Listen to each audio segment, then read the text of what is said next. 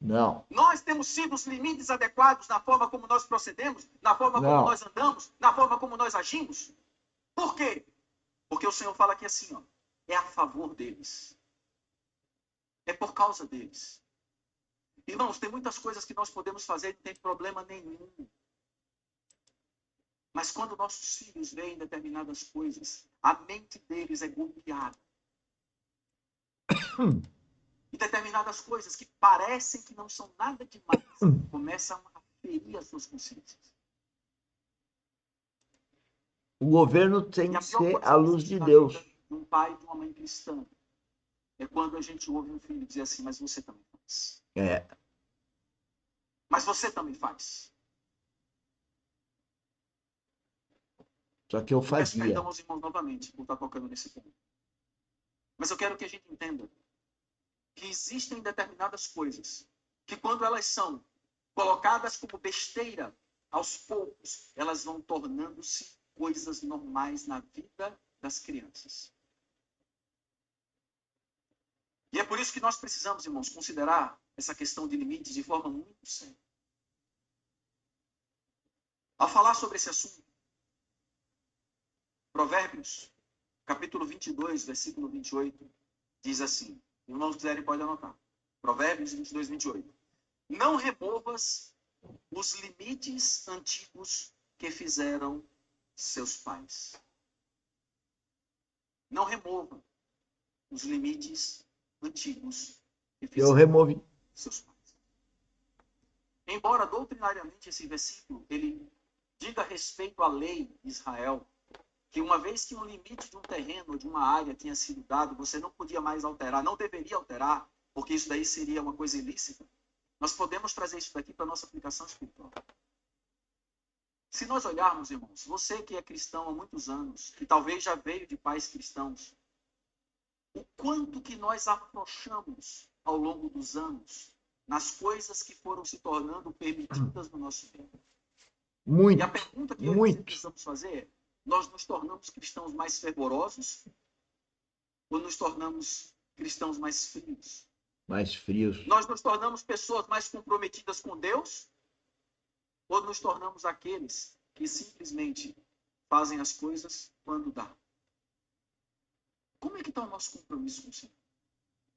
Não tem compromisso. É muito raro. Os raro. Por si só, eles já demonstram o quanto que nós caminhamos ou não em nosso aspecto de consagração e nosso aspecto de entrega ao Senhor.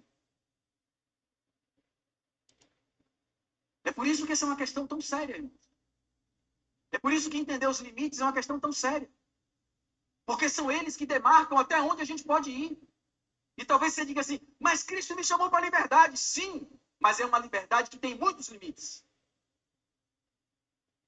Em Cristo eu sou livre para desfrutar todas as coisas nele.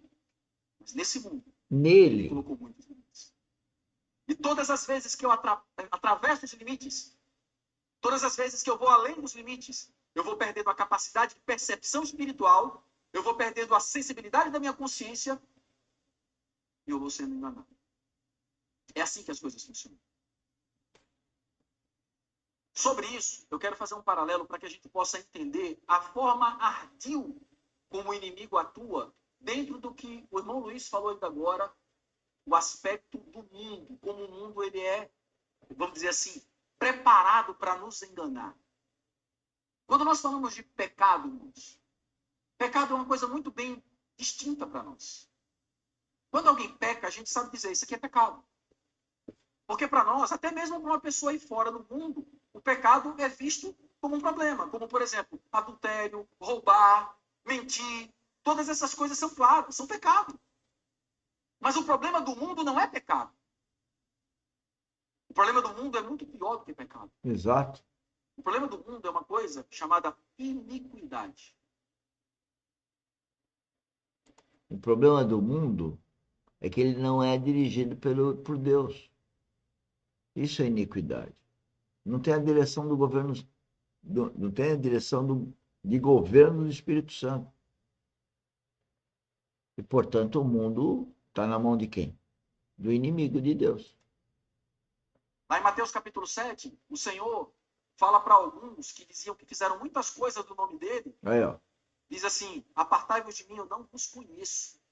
Tá vendo? Jesus Cristo. Está lá escrito na Bíblia. Porque tem muita gente que vai falar que é Cristo, que segue Cristo. As religiões todas falam isso. Mas tem realidade espiritual? Tem a luz de Deus? Tem o governo do Espírito Santo? Senhores, eu não vejo. Sabe por que eu digo isso? Porque eu não vejo a transformação das pessoas. Passam anos e a pessoa não muda nada. Passa décadas, não muda nada. E o cristão verdadeiro muda todo dia. Porque todo dia ele vê o erro dele e corrige.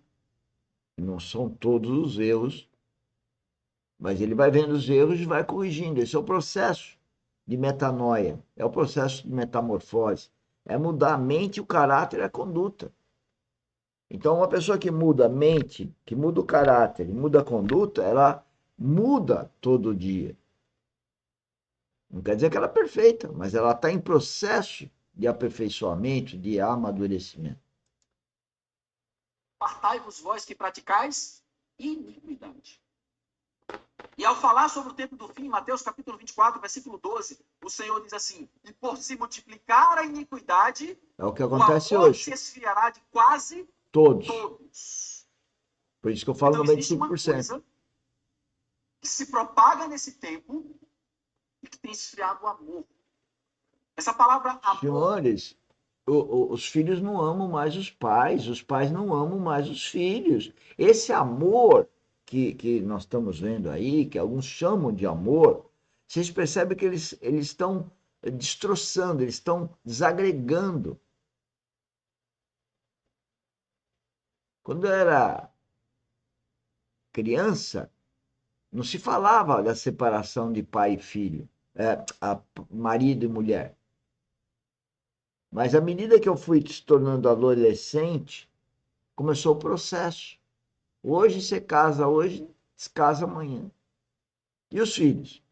Os filhos obedeciam aos pais. Ai de que o filho que não obedece o pai. Hoje, o filho ironiza o pai. Isso quando não abandona o pai, quando não bate no pai, quando, enfim, não processa o pai, quando não rouba o pai. A coisa está na mão do maligno, não pode ser outra coisa. Eu vejo um pai falando com o filho e o filho olhando para o celular e nem aí porque o pai está falando. E depois fala, não entendi. E quem é que está na mente dessa pessoa que age desse jeito? E o marido e a mulher? Aquele que nasceu de novo é escorraçado pelo outro. E o outro ainda fala que Cristo isso, Cristo aquilo, e fala das novelinhas aí da televisão, mas não tem uma vida espiritual porque não há transformação, a pessoa não muda. E a pessoa acusa. Quem é que está agindo na mente dessa pessoa?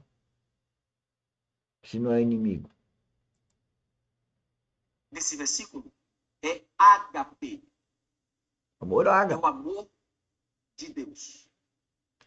O amor de Deus é ágape. Se eu não sou filho dele, eu não sei o que é amor ágape. Não dá para saber o que é amor ágape se você não é filho de Deus e não tem um mínimo de amadurecimento espiritual. O amor que eu vejo por aí é o amor de retorno. Quer dizer, eu dou, então eu tenho que receber. Se eu dou um presente, a pessoa tem que me dar um presente. Se eu falo bonitinha, a pessoa tem que falar bonitinha. Isso não é amor ágape, isso é amor qualquer outro, mas não é ágape. Não é amor de Deus, porque a pessoa não tem o amor de Deus, porque ela não tem processo de transformação. Ela está sendo guiada pelo eu dela. Então, o eu dela é a vontade dela. Entendendo? Por se multiplicar a iniquidade, o amor se esfriará de quase todos. É o que está acontecendo. E aí, para a gente entender, o que é pecado? Pecado Trabalhar. A pessoa não trabalha porque fazer daquele produto que ela está fazendo, aquele trabalho, aquele produto, é para a glória de Deus. Não, ela trabalha para ganhar dinheiro. Como que uma pessoa que trabalha para ganhar dinheiro pode estar servindo a Deus? Como ela está fazendo aquele trabalho para a glória de Deus se ela faz para ganhar dinheiro? Ela não faz para agradar a Deus. Ela não faz para glorificar a Deus. Ela faz porque ela precisa de dinheiro para pagar as vaidades dela. E vai falar que é filho de Deus? Bom, tem gente que não está nem preocupada com essa história de ser filho de Deus ou não. Estou falando com aqueles que têm uma certa preocupação. Mas aqueles que falam que têm uma certa preocupação e dizem que é filho de Deus, olha para o espelho e vê se você está transformando alguma coisa no seu dia a dia. Sua mente está mudando, que você dava valor, deixa de dar valor, você está morrendo para o mundo, você está nascendo para Cristo cada dia que passa. O seu caráter está mudando, ou seja, mentirinhas, você não mente mais, você fala a verdade, mesmo sabendo que o outro não vai gostar da verdade. Sua conduta é uma conduta ilibada em termos de não criar situações estratégicas para fazer a vontade de um e de outro, em detrimento de Deus, que você não faz a vontade dele, e ainda ora o Pai Nosso e fala lá, seja feita a vossa vontade, e não faz a vontade dele, porque nem conhece a vontade de Deus, porque não tem o Espírito Santo, não tem o Espírito vivificado. É mais ou menos